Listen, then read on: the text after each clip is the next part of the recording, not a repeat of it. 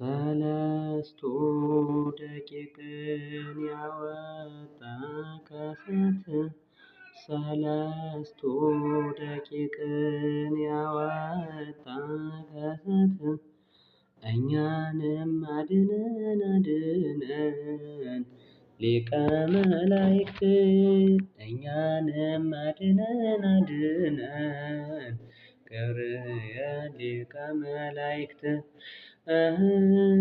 እኛንም አድነን አድነን ሊቀ መላእክት እኛንም አድነን አድነን ገብርኤል ሊቀ መላእክት።